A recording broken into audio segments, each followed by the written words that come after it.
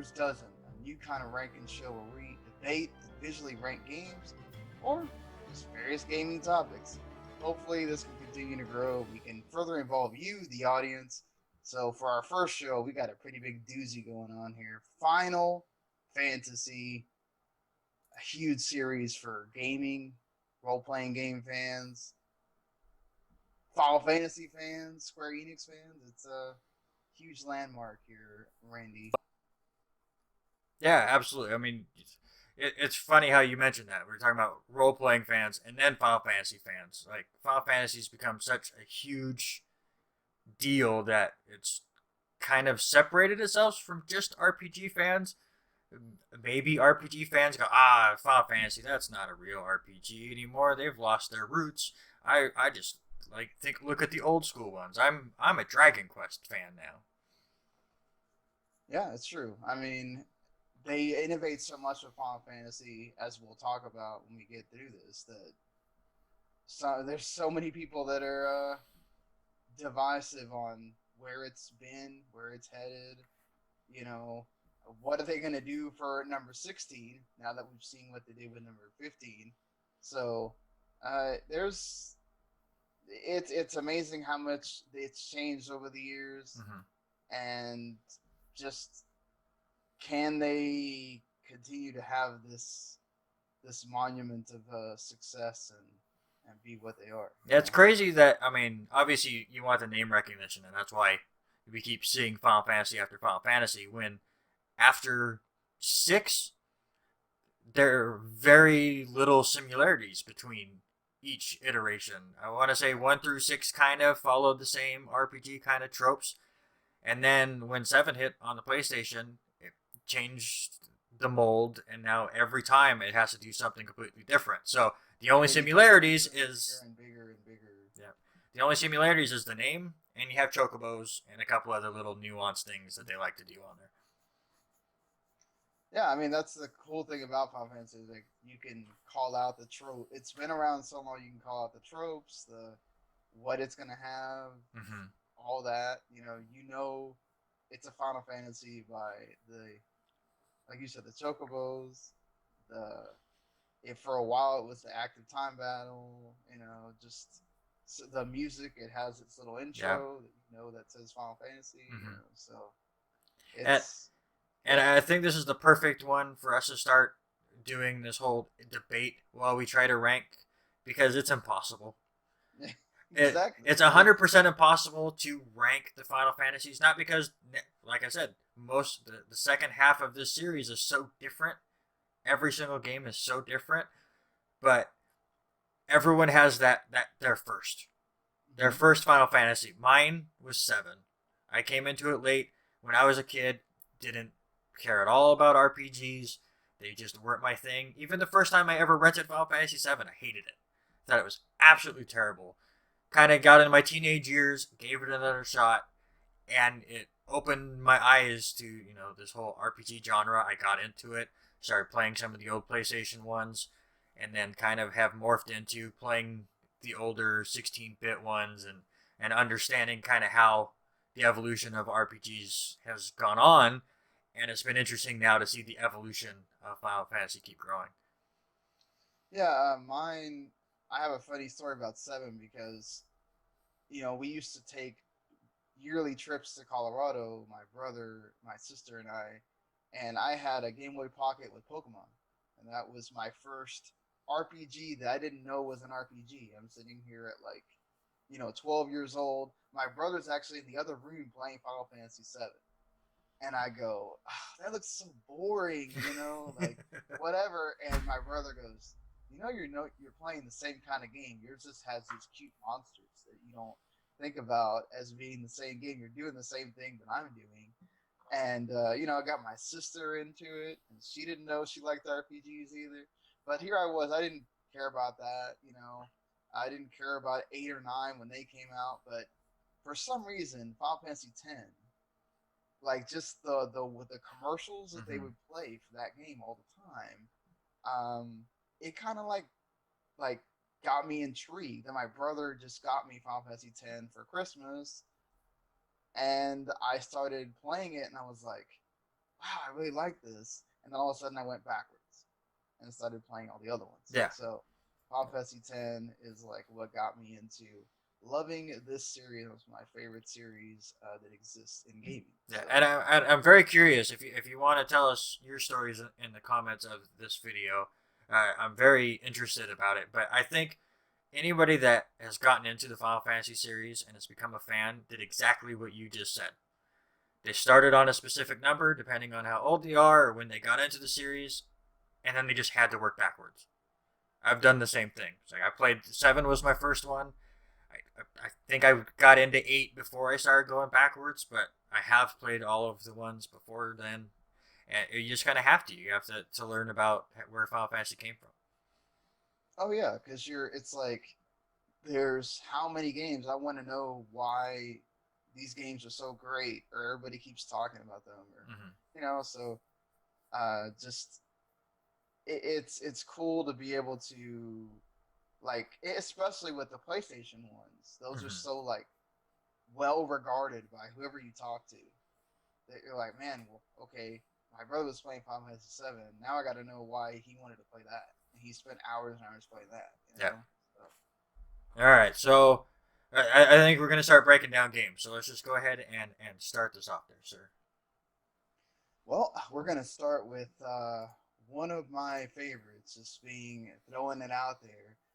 It's actually the first Final Fantasy that I ever completely beat, Final Fantasy Nine, which released July 7th, 2000. The final of the PlayStation One, triumvirate that is usually one of the well regarded. Just came out on the Switch last month, so it's out there on the Xbox One and PS4 if you got your current consoles.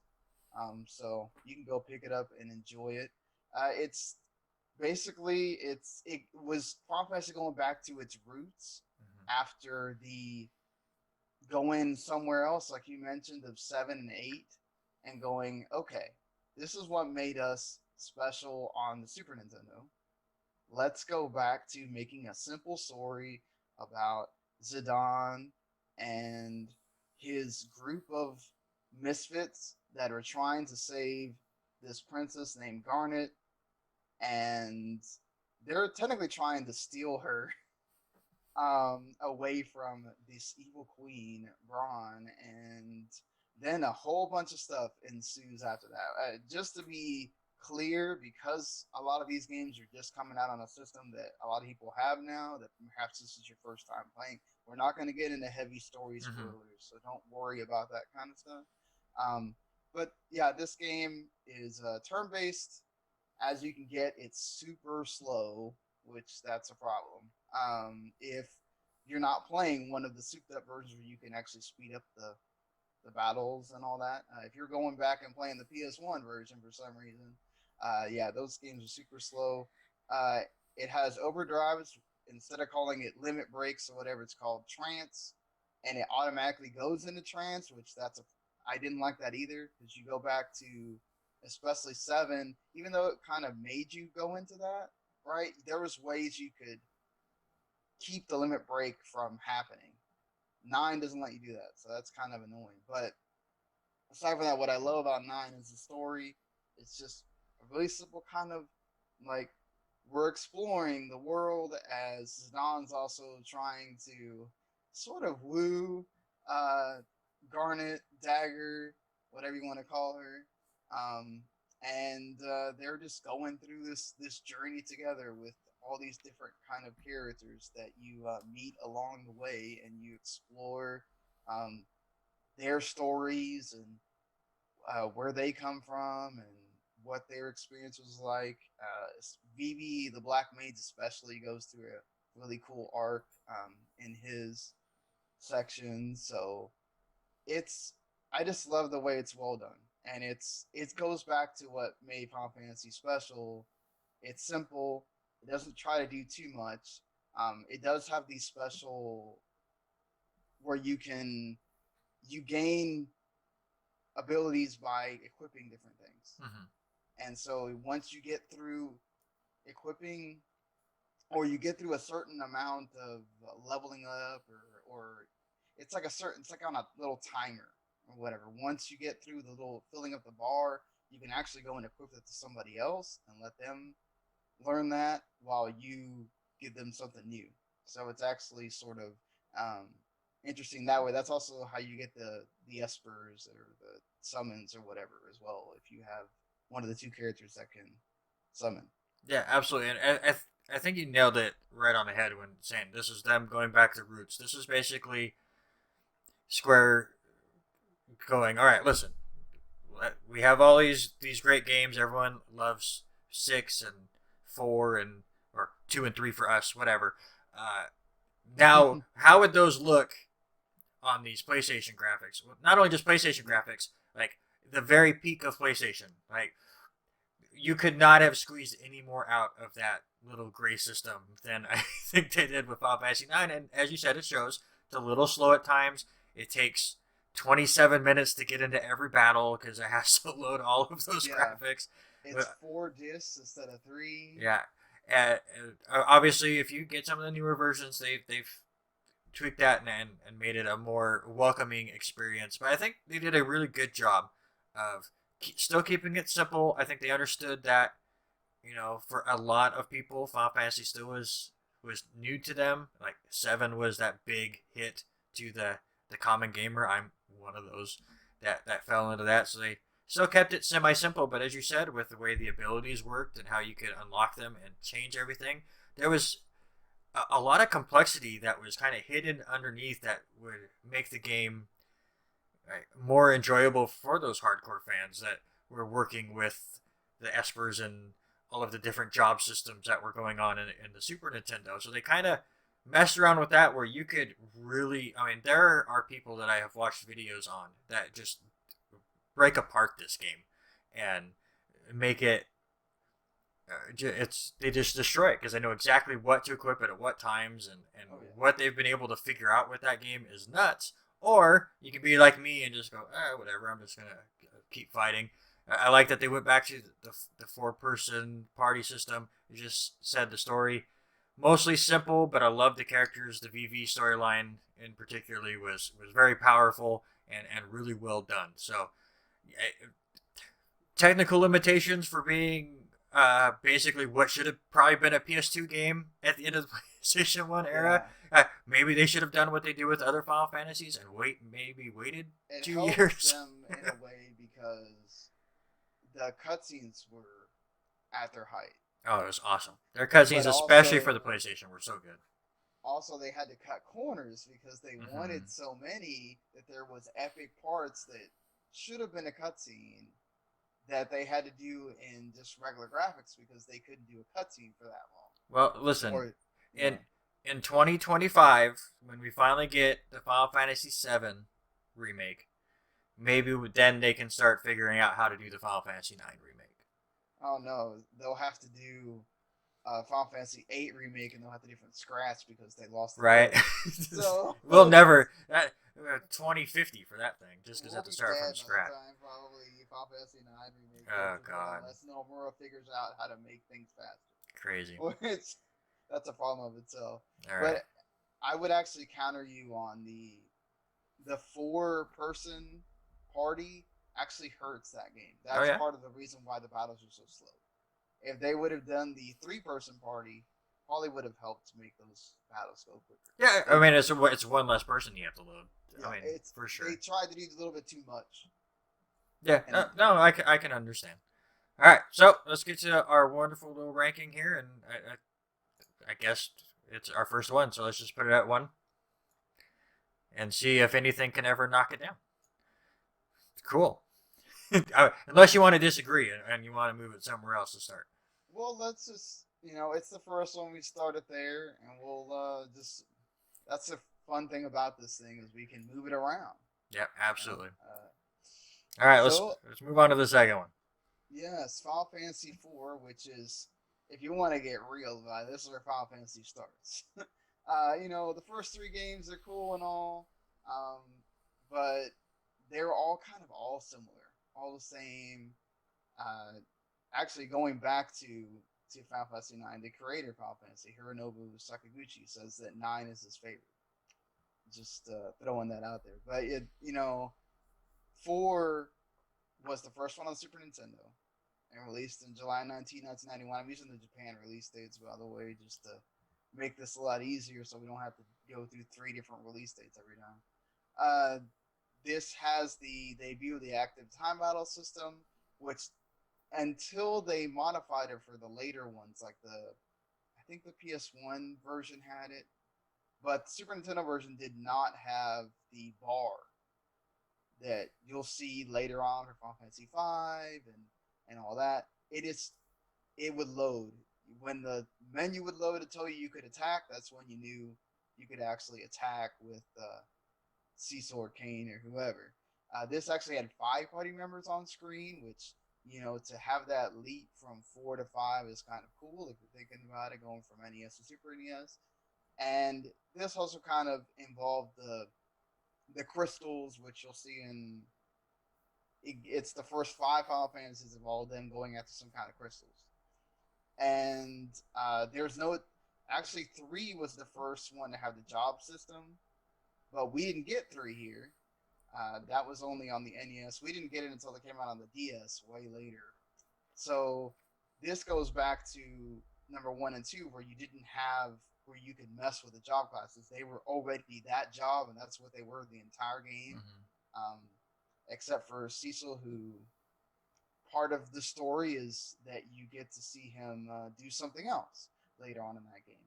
But yeah, I mean, Final Fantasy IV is also the first one to have like a real like story you can get into, which is what makes this game I think stand out for a lot of people. Is this is that first one where you're going, okay, this is the Final Fantasy story that I know and love. I can delve into this like 40, 50 hour game and go, man, I'm really enjoying these characters or not Yeah, enjoying them. especially if you're from the states and you didn't see kind of the growing pains and changes of 2 and 3, uh, that we would, as you said, would get later on and whatever. So you go from the original Final Fantasy to this, Mm-hmm. and we did that a lot as kids. I didn't with Final Fantasy because again I didn't start till 7, but the change that Mario went through, the change that Metroid went through, the change that Zelda went through. Final Fantasy fans got that and then some because they didn't get those middle steps on the NES. They had the very, very basic Final Fantasy game, and then Final Fantasy 2, which, as you said, also now you have 5 party members, and it looks way more slick. The graphics are great. There's a story this time that actually like delves into characters, which I know they tried to do in Final Fantasy 2 and 3, but again, we didn't really see them. And we have talked about, I think we've mentioned Final Fantasy 2 enough for a top 12 rankings page.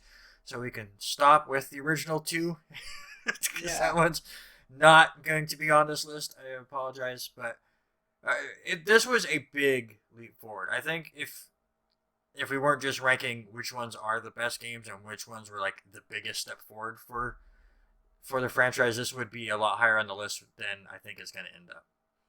yeah. I think part of what hurts it is the story. Just um, it's a lot of you see the same thing happen quite a bit.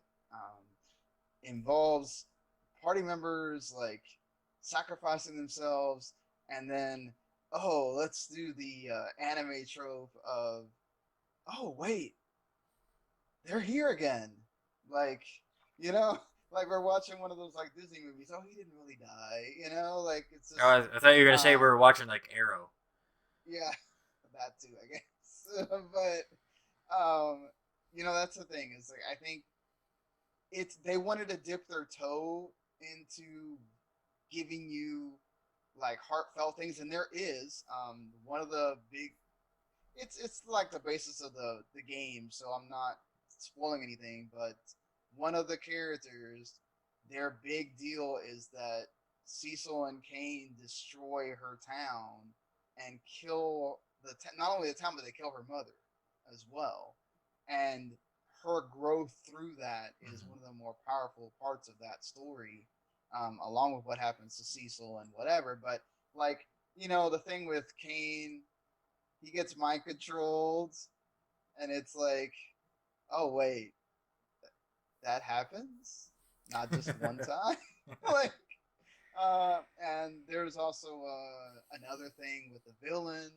that happens later as well. That's kind of like really, you Hey, know. Uh, you got to stretch that content, Sean. yeah, I'm just saying. Like, I don't think it's really good for its time, but when you're talking about some of these other games that we're going to talk about Mm-hmm. here, uh, that hurts it because the combat is that Super Nintendo turn-based active time battle, awesome combat that you expect, but the games that come after it also do that much better. All right, so obviously we're putting this below 9. Do you think it's going to end up in the top 5? Or put it? Ooh, the top five? I don't think so, Yeah, but let's just in throw it that down lower in the. half, Yeah, let's just throw it in the middle for now.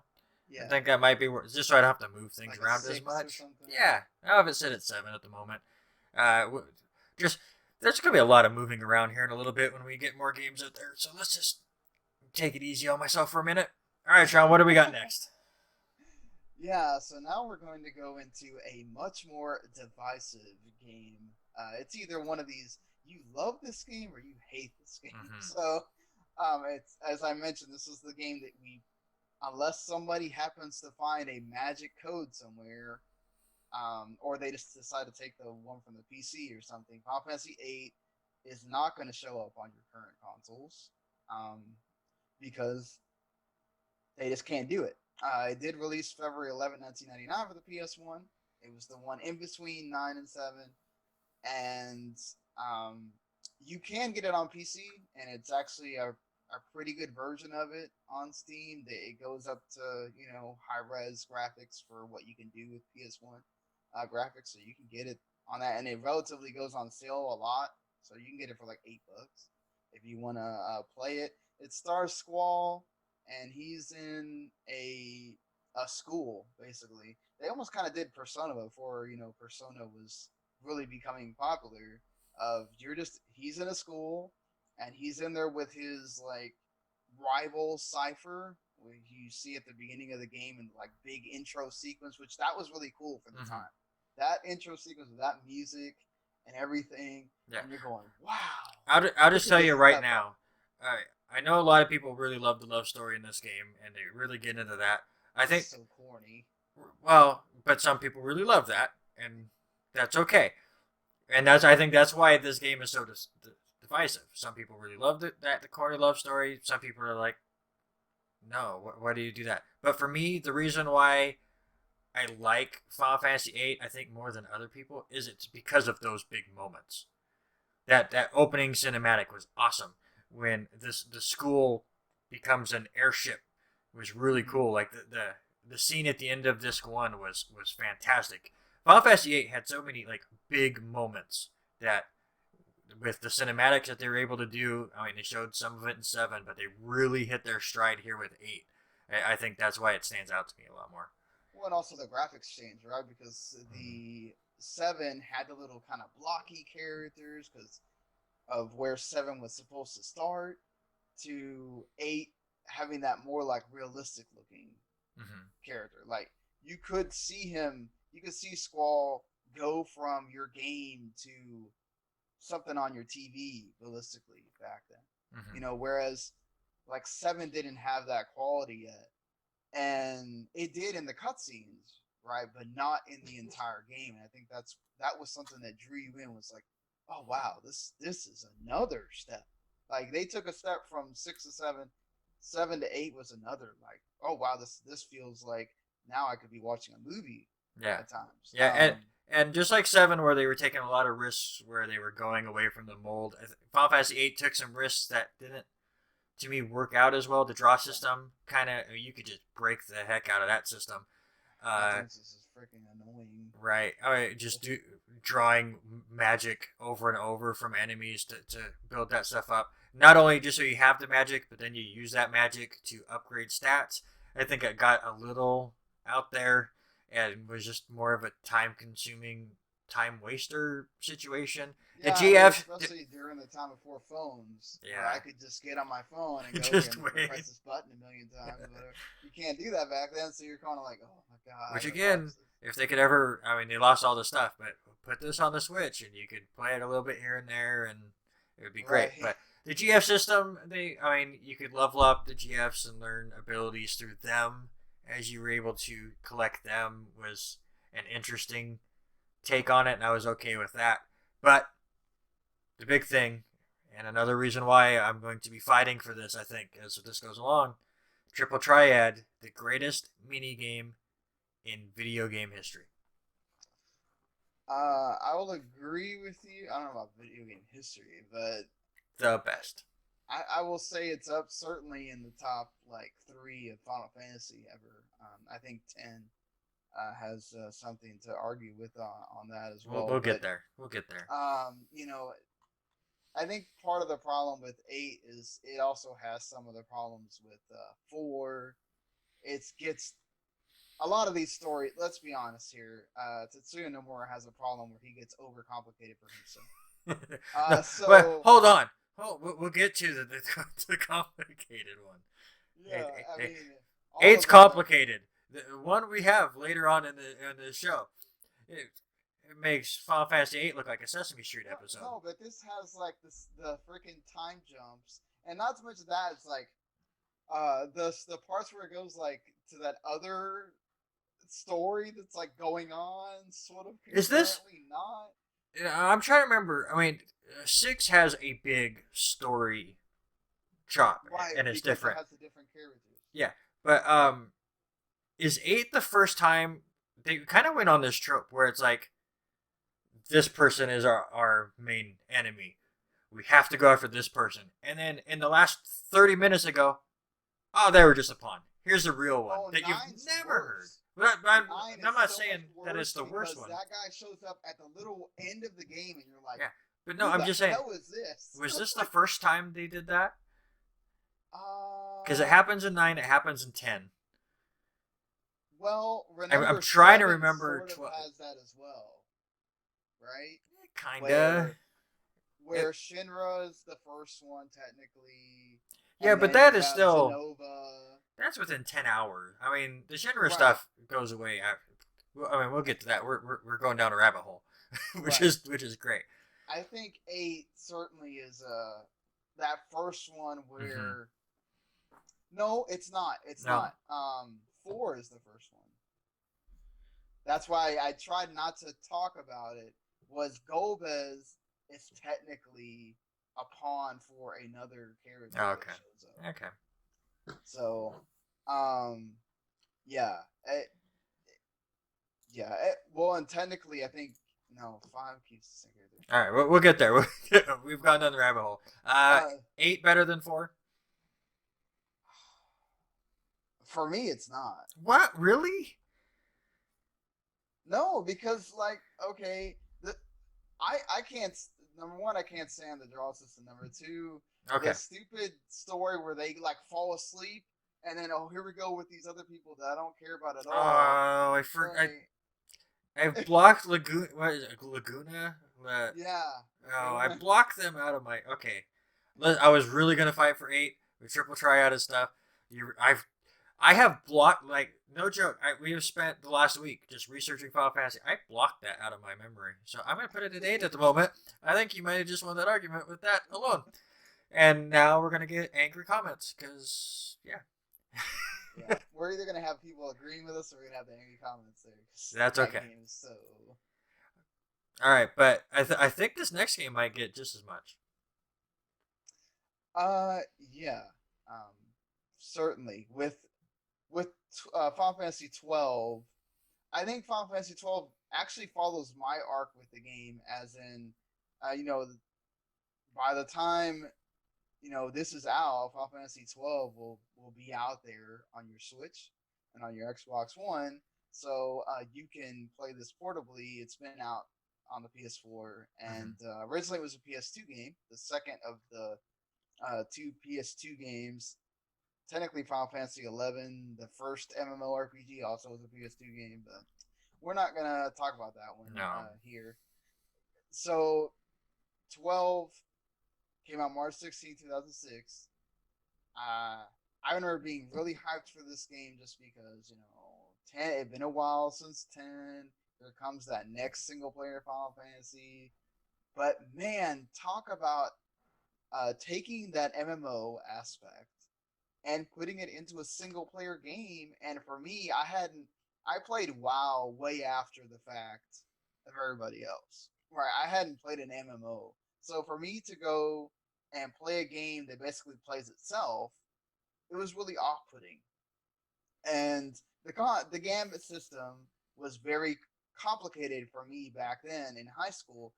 Playing it later when I replayed it on the PS4 when it came out last year, um, I really loved it because it gives you a lot of customization. It allows you to have different. You can immediately switch, and you see this in another game we're not going to talk about here. 13. 13 takes that 12 and even makes it faster. So like 12 takes the system of allowing you to have different settings for your characters as far as like whether you want them to be healing at this point or attacking at this point, and that's really cool to give you different options as far as depending on the enemies. It gets really overly complicated and unnecessarily so at times. I think that's what bogs it down is it gets really meta, and I think if you're not here for that, that can bother you. Also, I wish they would have kept the main character they originally wanted. If you don't know, Mm-hmm. the original main character was supposed to be Balthier, which is a much cooler character than frickin' Vaughn, who is can't stand Vaughn. Well, But so you this is know, Vaughn to me. I mean, obviously he has his own story arcs and his conversations and stuff. To me, they almost just created Vaughn to be that silent protagonist that's not so silent. I mean, you look at like old RPGs. Once I got into well, them, like 10. Titus is technically a silent pro. He's your protagonist. He's you, right? Because they never mentioned his name, but he's not silent either, no, right? yeah, but at least he has a character. I was more saying like you go back to the old Super Nintendo ones like Breath of Fire and stuff. You're just a dude with blue hair. That Yeah. was it. And all of the other characters around you are the interesting things. I think that's what Vaughn is. Is like Vaughn's just clean slate. He's whatever. He's the one that you mostly control, and but all of these characters that we put around him are the really interesting ones. And for me, Final Fantasy 12, it's the storyline's okay, but it's the world that it's around. I Oh mean, the yeah. whole world of Ivalice. There's plenty of games around it. We have a couple more we'll talk about in this list, but that is what made 12 so interesting. Is because the world more than any of the other games that happened before. This one really felt And it was alive so big, around you. Yeah, right? absolutely. You could explore. And I it was, literally, I had a guide and I got lost at one point and it's because there's just so much. that the first Final Fantasy again. I mean, you brought up the perfect trope. It's like World of Warcraft. They're going in that where like you beat the game, and there's three times more of the game left to explore. It's like okay, Mm-hmm. here's this final boss, but we have these bosses that make. By the time you level up to be able to beat this boss, you can one hit the final boss. I mean, Yep. it just goes crazy, and how open the whole world is. Where and they teach you really quick with the T Rex that's in that first area that you just have to avoid. I mean, you can attack him and get destroyed, Yeah. but you take the wrong turn in this, and they show no remorse, and it's just a fantastically built game that I honestly think was like 5 years ahead of its time, and it's kind of frustrating to me that Final Fantasy 13 came out, and even though I guess for me Final Fantasy 13 was just it's not on the list. I'll just mention this real quick. Took the straightforwardness of 10, which I think nobody ever mentions.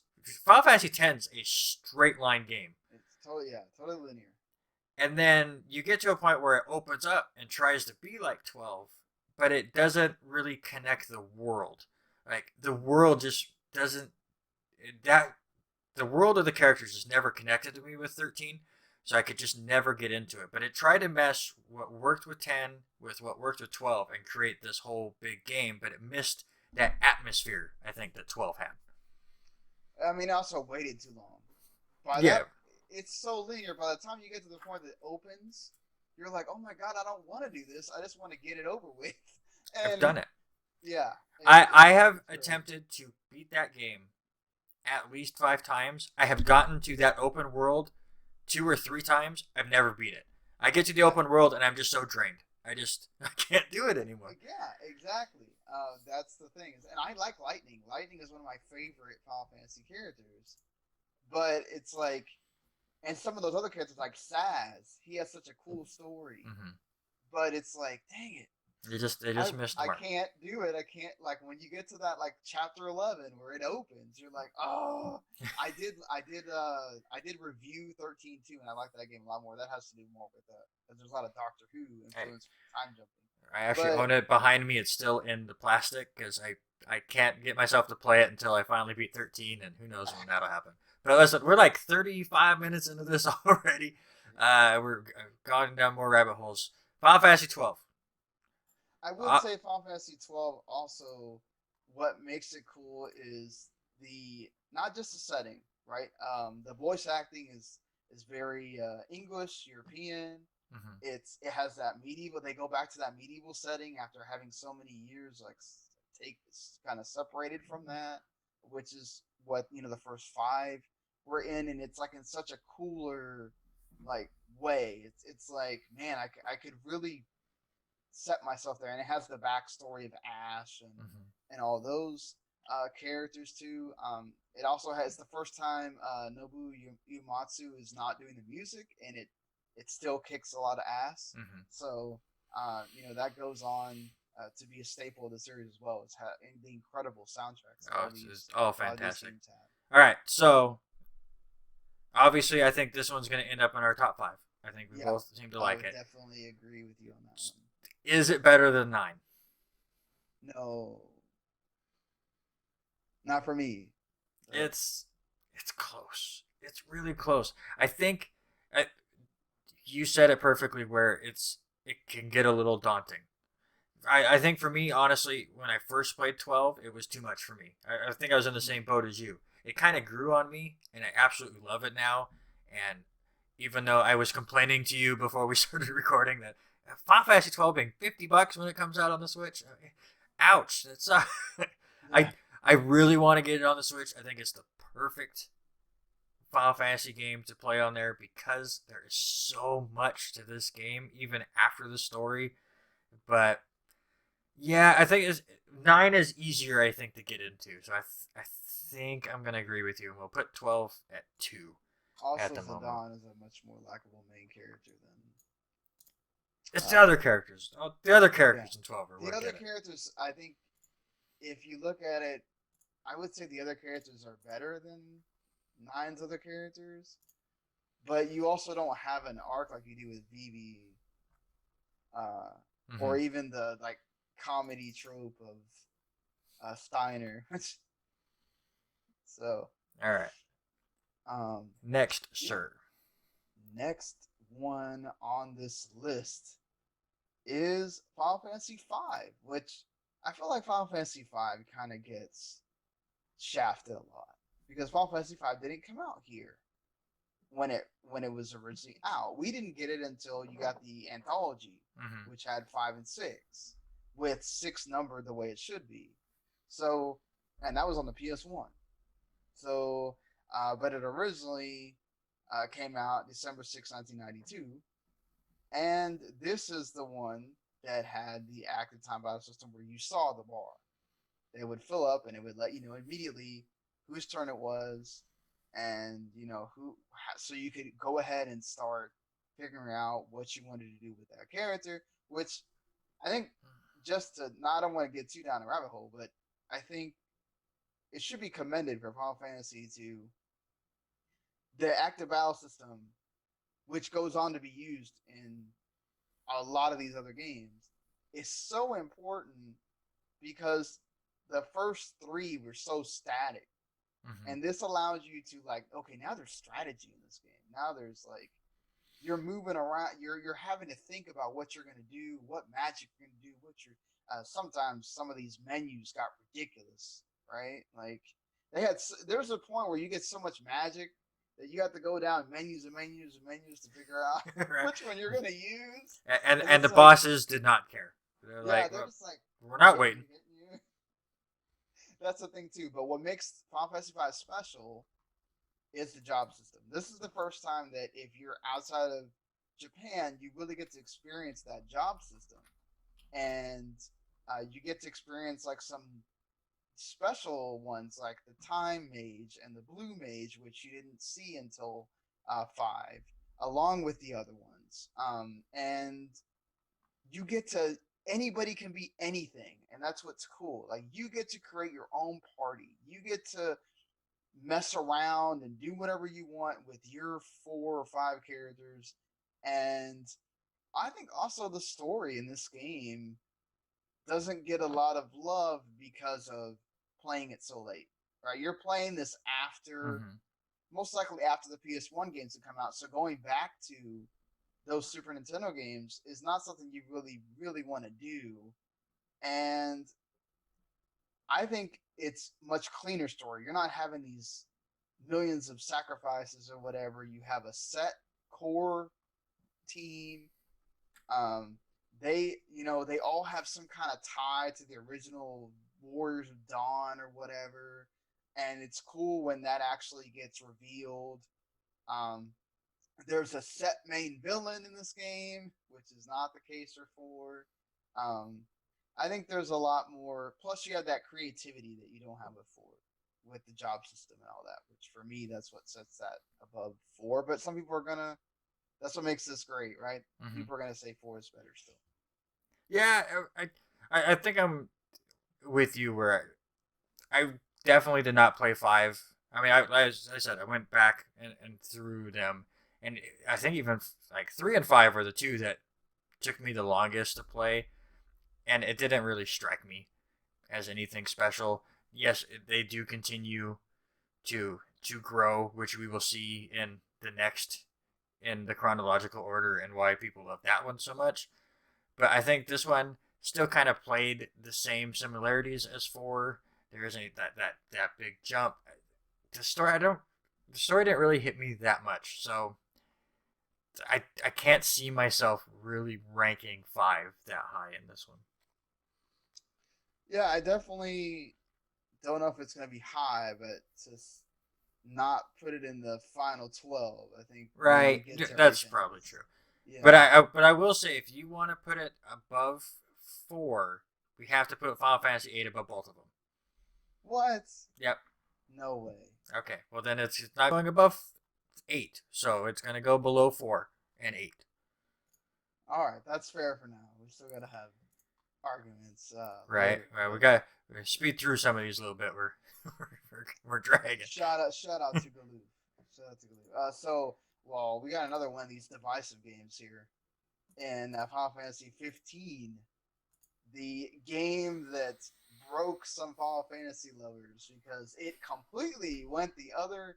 If 12 went the MMO route, 15 was the hey, we have an open world Final Fantasy now, and it took some of the things from 12, the hunting system, some of the way that you get items, all that.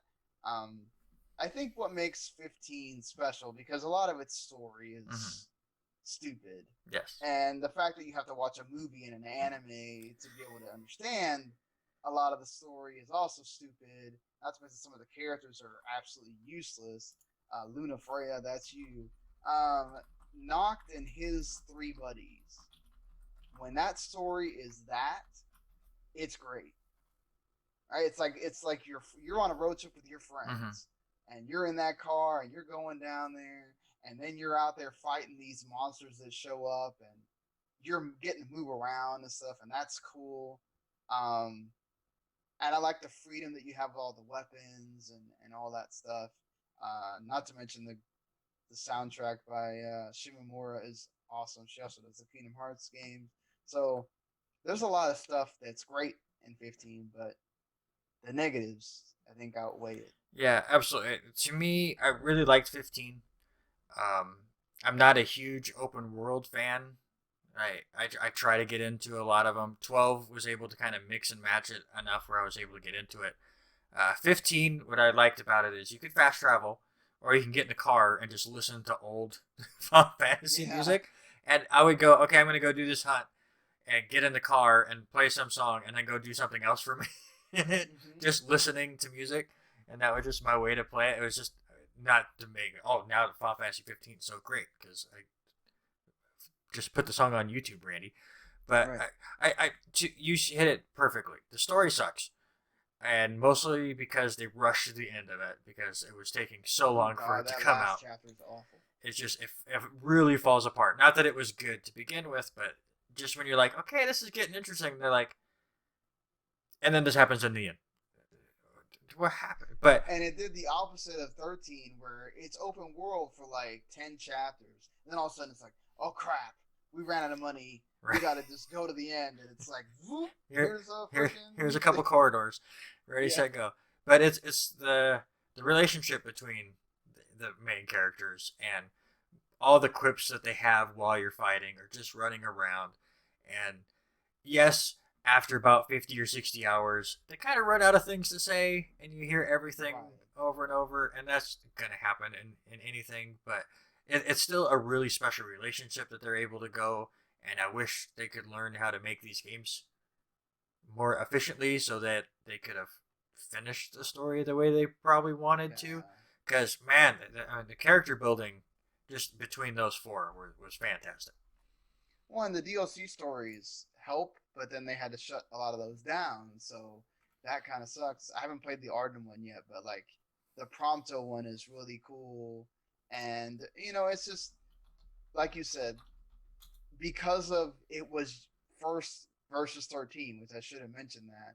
Nomura was also doing Kingdom Hearts during this time. He was taken off the project for Hajime Tabata, which we'll talk about him later because he also did Crisis Core, and he, he saved this game to be able to come out in November 2016 when it did, Mm-hmm. and that's a testament in itself for the game to actually come out after being in development hell for so long, and it for it to be a functional game for what it was. The concept was there. Like I didn't. The battle system was fun. Mm-hmm. Like I never got bored battling in that game, and I wanted to do side quests and I wanted to keep doing hunts because that was so fun. And there was parts of that game like it was cool, like going to certain little areas and you get certain little story beats with those guys, right? But I also feel like that's another problem with this story is that if I hadn't watched the anime where I got the backstories to these characters, I don't think I would have cared about them as much. So like that's a problem in your game if you don't tell your story very well. I have to watch something else in order to care about them. That's a problem within yourself, Well, and that's a yeah. I will say that I did not watch the anime. This was the greatest friendship in Final Fantasy history to me. All right, that's what kept me playing was the way they interacted and the food porn. Oh God, the food is so good. It looks so great. Like I want. Why has nobody ever come out with a recipe book for Final Fantasy Have 15? they Like they not could make yet? a killing. All right. I thought I've seen YouTube channels of people making that stuff, but all Oh right. yeah, but I mean, like I'm surprised Square never came out and said, "Hey, here's this," All right, so we have two tiers basically growing on our rankings list. I think we both agree Final Fantasy 15 nowhere near that top tier. Mm-hmm. As far as our second tier, is it the top of this tier, the bottom of this tier? Where would you put it? I would say like maybe 10 right now. So you would put it below 4, 5, and 8. Yeah, yeah, I would definitely say below that. I I I, I tend to agree with you. It was so disappointing that the ending was falling apart. Yeah, Maybe once we go to reposition things, I might battle to put it ahead of 5. it's We'll just kind of see there's how so many things of the go. big moments as well that don't matter. Right. They don't mean as The, much because you don't care about those characters yeah, that are the supposed to be story part of doesn't hit as it. Yeah. much as you would like. I agree. But I might, once we get down to repositioning, I might fight to push it ahead of 5. We'll see. All right. We'll get to that. So now we have one that I don't think we're gonna have to do a lot of fighting because it is certainly one of the greatest Final Fantasy games, if not one of the greatest games of all time. Final Fantasy VI. When this came out in April 2nd, 1994, this was at the end of the life of the Super Nintendo. Nintendo's already having talks with Sony about Final Fantasy VII, the Nintendo DD, PlayStation DD that never came out here, all that stuff. This is also the first in the series that's not directed by Hironobu Sakaguchi, the creator of Final Fantasy. So you have Yoshinori Kitase and Hiroyuki Ito, the two men that were in charge of this. And this also takes us away from the crystals. This takes us away from the medieval setting. You're now in like the Industrial Revolution sort of era of Final Fantasy. This also takes a completely crazy turn in Mm-hmm. that you have 14 different characters that you can play as Right. eventually. Um, and they were all made by different people involved in development. Sakaguchi was only involved with, I think, Terra and one other character. And, it's like you can see how this is not made by one or two people or three people like just talking about this is a multitude because you have so many characters that are involved here and like going through their story arcs. Not all of them are great or whatever, but most of them are really good. And that's what sets this game apart. I think when you're talking about like top tier is even when that world breaks apart, Mm-hmm. the stories are still so good that even though they have to start separating into like two or three people, you're only focused on like two or three people at a time. They don't deviate from being good at that point, Yeah, you and even that's a testament to the game. yeah, you even split up pretty early in the game, just kind of showing that that's kind of where they're going with it. We have so many characters, we have to split you up and show you different stories. Obviously, uh, by far and away the best of the Super Nintendo series. I it took everything that 4 and 5 did and made it so much better for having 16-bit sprites being able to show emotion. I, Yeah, Sometimes a little campy and a little over the top, but you had to for the Super Nintendo, and that's a part of the charm I think that Final Fantasy VI has. Is not only are there so many characters and they're so different, but the way they interact and the way they're able to emote during that, which makes like the opera scene so much better, which makes mm-hmm. Kefka so much Oh, better. Kafka is so good. Like I'm a Final Fantasy VII fan. We'll talk about that boss. Like going back and playing 6, that dude's messed up, and it's Yeah, so good. he just wants to destroy the world because he's an ass. And it's one of He those doesn't care. things that, like, if you don't know the history or like see the art that the creators made for Kefka, and you just see his sprite on the screen, you're like, hey, whatever. He doesn't look that crazy. But you see that the concept art that they made for this character, that's a messed up dude. Yeah. Yeah, when you play the PS1 version or the versions Mm-hmm. after, you get to see that like the more clown Yeah, look because that you he don't. has. To me, playing Final Fantasy VI, obviously years down the line, you don't really. I don't really associate him as a clown in that Right. game.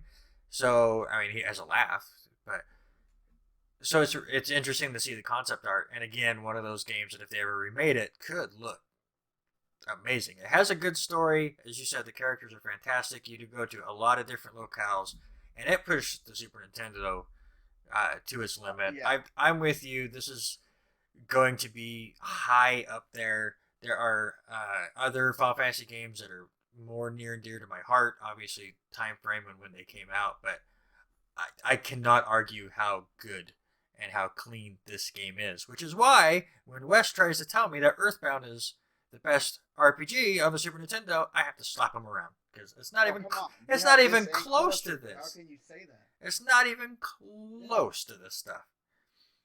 No, I and you can also see like shifts towards what they do in seven as well from here, like mm-hmm. the Magicite thing. They actually technically start overdrives in six with the like that last minute, which Yeah. you don't see it very often. It's like it has to be a certain thing that happens, and it's like a desperate situation thing that you can unlock, and it'll happen. The way you do the summons in this game is similar to how you'll see them done later.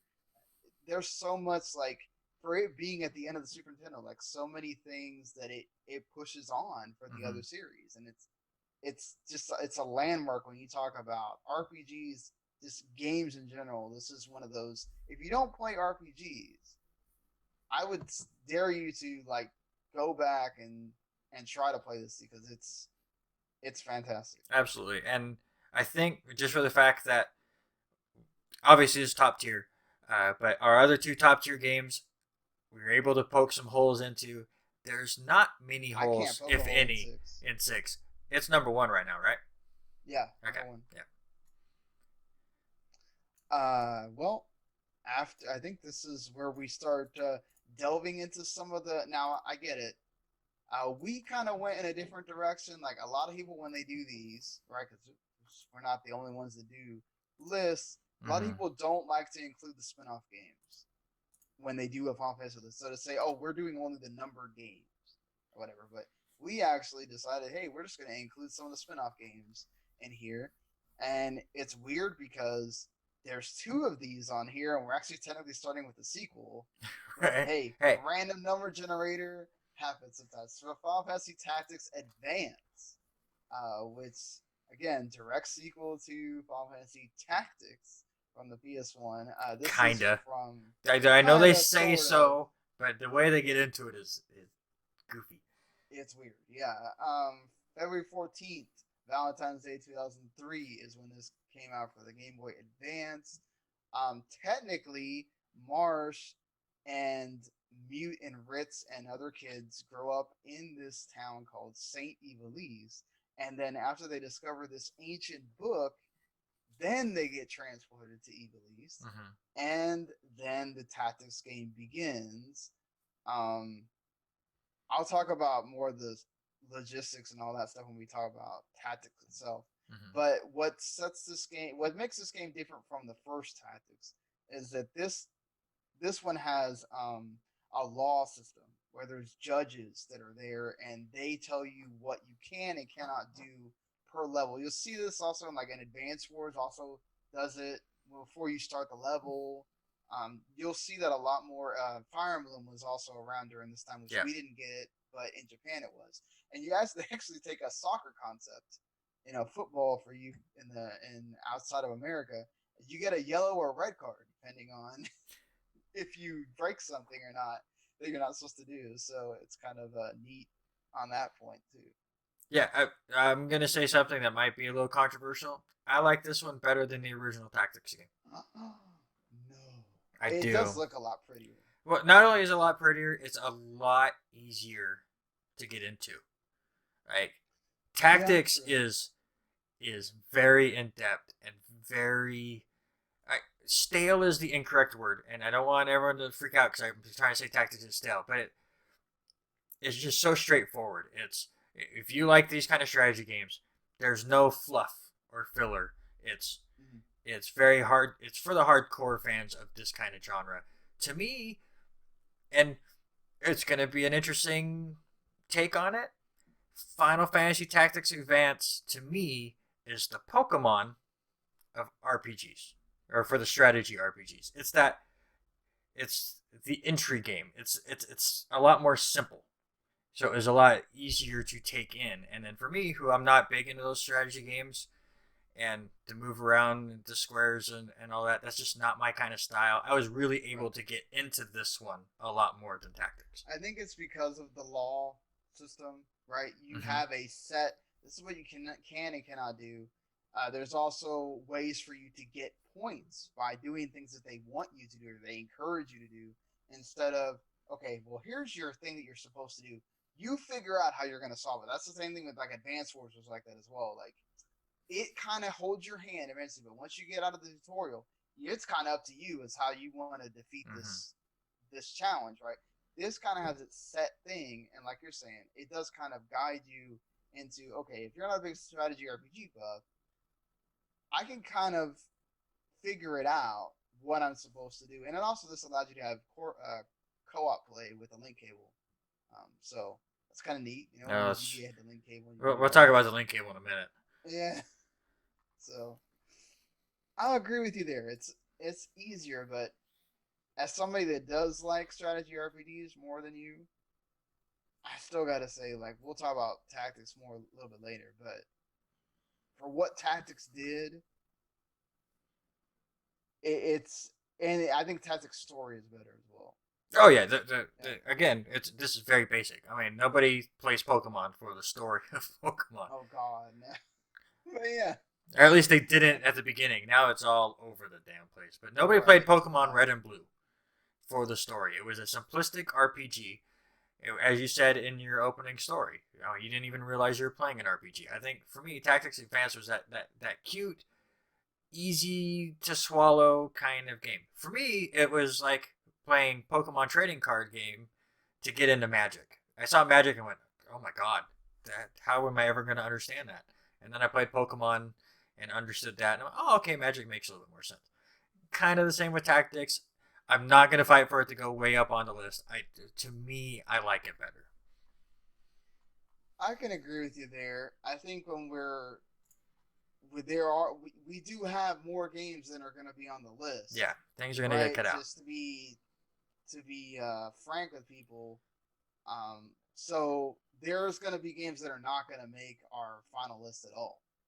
And I think when you're looking at it, when you're including the spin-offs and everything, I think it's difficult to sit there and put both um, the tactics games on there. Well, for now, Um, I am putting it at 12, and that'll be our benchmark as far as other games to move on. Because I agree, I don't think like lasting appeal or historical or even that it's fine. But to me, for somebody that doesn't like the strategy RPG as much or doesn't get into it as much, I like some of the Fire Emblem games that I've played, but it was just an easier thing to get into. yeah, for sure. And talking about games that I included this in my list just because I also thought by the time we were going to do this, this would have been out on Switch, and it's not yet. Talking about Final Fantasy Crystal Chronicles. This is the one big game that people are waiting for. The other games are remastered and they've been on PS4 and they're on PC and all that. The 7, 9, 10, and Mm-hmm. 12 Crystal Chronicles we haven't seen since the GameCube. So to be able to play that on a current system will be cool when it's out there. And for me, I barely dabble in it. I think I rented it once, and I had some friends. We played it. I think it was fun to be able to play a Final Fantasy game that's meant for you to play with your friends. And this game heavily used the link cable as well to be able to do that, which also made it a problem for people to play with your friends because not everybody just has multiple Game Boy Advance Mm-hmm. systems out there. Yeah, it was so tough to get into this game. I'm ready to knock this right off the list. I Yeah, also think this is the one game out of all of the Final Fantasy remakes and remasters and re-releases that could get the biggest bump in love. Out of all of the ones, I think 12 I think can get some because again, it takes a little bit to get into that game and giving but it a that's perfect second for go. portable because Mm-hmm. you don't even have to find a save point. You can just hit your home screen, Yep. right, and leave it. And And if you're in the middle of a thing for a while, you can yeah, do so that. that's perfect for 12, and I think it'll get a lot more love as well. But to me, Crystal Chronicles, with now you're able to just use the Joy Cons, and you can be a lot easier to get for people to come over and use those. And I'm sure they'll come up with a way to. Because wasn't it with on the Game Boy Advance, you could see when you were in the bubble differently, Right. or it did something weird. So that'll be interesting. So it might get more love. It was an interesting concept. It was nice to see them come back to a Nintendo system after not being on the 64. It it was just there to me. Yeah, I agree with you on that. I think definitely this could do a lot when it comes to Switch. Not just because of that. I'm excited to see if like maybe my daughter will get get into a Final Fantasy or something like that to be able to play with me, and we get Mm-hmm. to do that. You have a son as well that's old enough to play games with you. Like if you had it, which unfortunately this is going to be that $50-$60 range. Oh yeah, So yeah, so get ready for that. But I think this is kind of more appropriate, right? Because you're really remastering this game yeah, for the first time. It deserves that price, yeah, Um, but yeah, unfortunately, it's just in the current state. Yeah, I think it's hard for it to make the list for yeah. me. I have it at 12 at the moment. Moves advance up, it'll get knocked off. I have no doubt. Well, let's talk about a game that just recently released on Switch. I've been playing it on my Switch. It's fun to be able to carry it around my house, and it looks pretty good on a portable screen. And I'm talking about Final Fantasy X, to the first of the PS2 games. We already talked about 12. I think 10 it's special to me, like I said, because it's my first Final Fantasy. But I think also what makes it special is that summons were always sort of a extra thing. They weren't always like something that you go, I really need to have this. Nine made them look really cool in the cutscenes, like especially like Alexander freaking seeing a building come out and freaking destroy something. Like that's cool. It's just Oh, like, but can we mention that those got a little over the top? All right, oh yeah, oh some of definitely, those definitely videos. did because it's Square. That's what they do. They go over the top. Um, and then you see what's funny is you see that happen again, right? Like 12, it's not even a thing. Mm-hmm. 13, it's not really encouraged either. 15, it's my God, you got to go out in the wilderness to find the freaking summons. But 10 made the summons an integral part of the game, an integral part of the story. Yuna is a summoner. That is the point of her journey to go find the summons, and they actually play as a different as an extra character because they replace Yuna whenever you summon them. So, um, that was kind of cool to have that different type of thing. Also, I like the characters in Final Fantasy X. Um, Waka is just weird and crazy, and like you have obviously Lulu is there for the eye candy, but she's also a really cool black mage. What makes also 10 special is the spear grid. It's the first time you see it vamped later in 12, right? Because the Zodiac Age has that awesome job system that we didn't talk about. That pushes what 5 did even further.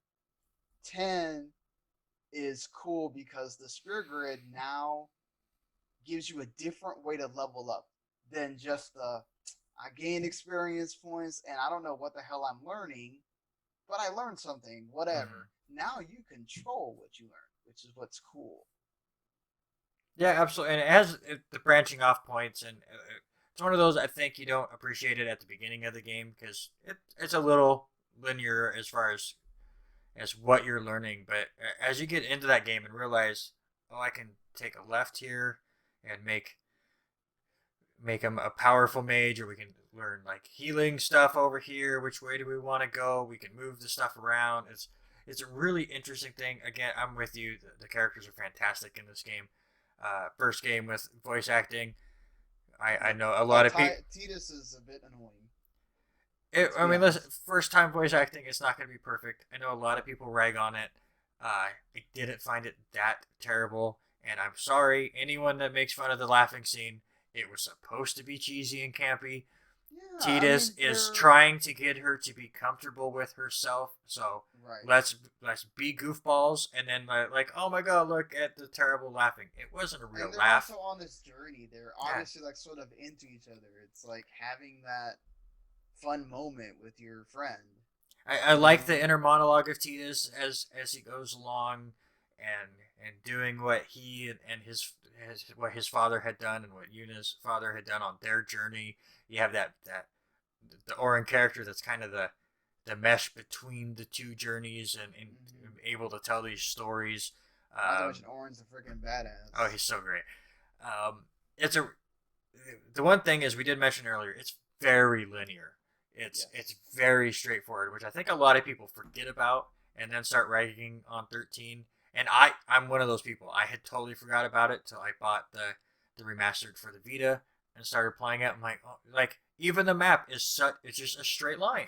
You're Yeah. just going up the And island.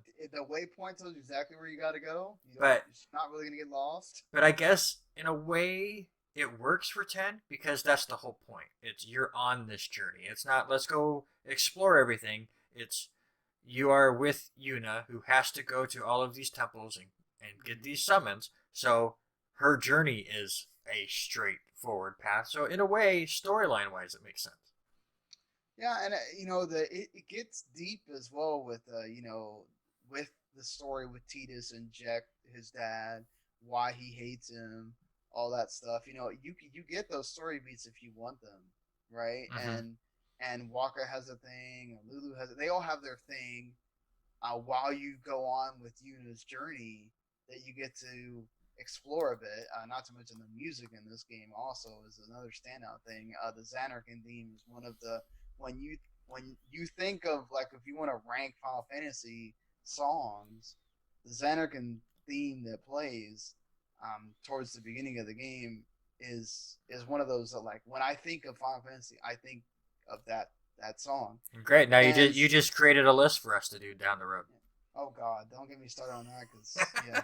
But it's just a thing. Like there's just so much, and to think about it, it's like the first PS2 game, Final Fantasy PS2 game. I think they understood, right? Like we went back to basics with nine, but let's make a game so that people that are because this is the PlayStation 2, like there's a lot of people that are going to see this. It's a spectacle for your eyes, Yeah, not to mention God. that as well. Like how these cutscenes, the huge jump in fidelity and how pretty they look. That blitzball scene at the beginning is another thing that I think about when I think about Testament to Final Fantasy. That blitzball scene at the beginning Yeah, that is one of the greatest. it made Blitzball seem cool, Oh, exactly. The and game and then you itself, play it. uh, it's like it's a cool mix like soccer and like water polo or whatever, but it just does. I like it a lot more than most people, but I'm gonna be honest. I didn't ever. I think I won one time, but Yeah, it's kind of complicated. out of the couple times that I've played through Final Fantasy X, I don't know if I've ever went back to Blitzball other than the storyline that you go to it. Yeah, the one time it makes you play. Yeah, so I it's one of those things that you can really delve into, and there's a lot of nuance to that game. To be honest, that I've seen other people play, and it is interesting. I just never got into it. I will say, however, as a positive for Final Fantasy X, before we start getting back to the list, best battle system to me, period, in a Final Fantasy game. The ability to switch out all of the characters. You didn't Yeah, have a set piece, and you were able to flip around and work as you go because each character was basically, for the most part, set in their ways. Whether they're fighter, Waka had the aerial attacks, Lulu was a black mage. It was the healer for the yeah. most You knew part, exactly like and it what. allowed you to be able to flip and move around. You also kind of wanted to because if they got into the battle, they got experience points. So you wanted to make sure you rotated quickly. And I will say that again, the summons were a big part of the storyline. They were very cool and they became an extra character. For the most part, anytime I ever play this game, the summons are just used when oh crap, the big boss is going to do their special Yeah, attack. Let me bring out an Aeon and let him die, and then I can go along my way. or let him use their special attack Mm-hmm. to take out a lot of the boss's damage or Yeah. whatever. Um, but yeah, and that's the thing too. Is like we talk about that linearity, but the cool thing about these new versions, right, is they included the the Japan version, which um, allows you to basically do whatever you want on the Spirit Grid. You can make Tidus a freaking mage if you Mm-hmm. want to. You can make Lulu a fighter. You didn't have that in the original version, right? But they added that on for these versions you can buy now on the Switch and whatever. So you have that creativity if you want it, which is another cool thing that helps this game as far as it goes to the list. And I think for me, it's going to be in the top five.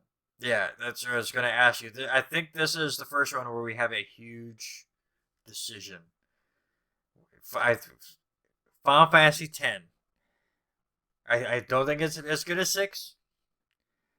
9 and 12 and 10 they're so different, Yeah, and it's so tough for me personally to rank them. I I have it above personally 12 for me. I personally have them above both. And it's That's fair. because the story is so good. The characters are great. It is a little bit more linear. But again, 9 was that callback to the classics. I came into Final Fantasy late. I don't get that same warm feeling about 9, I think, as the people that played Final Fantasies 4 and 6 when they first came out get. I mean, I would, for as somebody that 10 was my first one, I didn't play 9 until after playing like 4 and 6 and whatever. Like, 9 is my personal favorite. And I know that adds into it, but I think what makes 9 brought in a lot of that old stuff. Like you could go explore on the world map, you could run around, you could get lost. And what's funny is 9 was sort of at the advent of like the internet becoming a bigger deal. So like the strategy guide that you could Oh, read on God. what was Okay. awful because half of it doesn't work without the stupid play online thing. So like Just for that, I'm um moving 9 down. You remember reminded me of the online thing. no, because technically you don't. You can just buy get a I know, game I pack know. now. I'm But just but joking. like I'll be honest. I beat 9 thanks to it took me forever, but I beat 9 thanks to a game pack. But like I think what sets 9 apart is it takes the best of the PS1, the best of the Super Nintendo, smashes them together. It's slow, which I think that's what hurts it. Is like 10 is super quick. Hmm. Like everything's ding, ding, ding, ding, and you switch and they're immediate. But that's also when you go up to the next level of PS2, and I don't know. There's something about the story, getting that exploration part that you don't get with 10.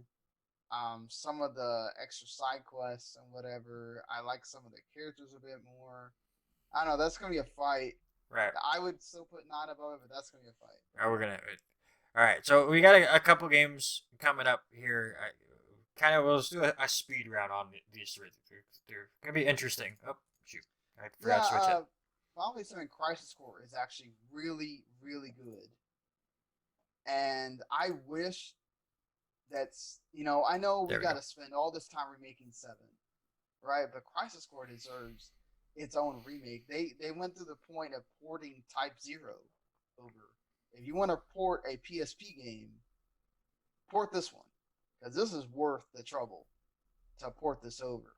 Because not only do you have this Final Fantasy 7 connection, right, of Zack, who is sort of in Final Fantasy 7 but not. So Hmm. you get Zack's story here when this came out September 13, 2007. You get Zack's story of how he's sent out to go be part of Project Genesis, and he meets Cloud, and they become friends.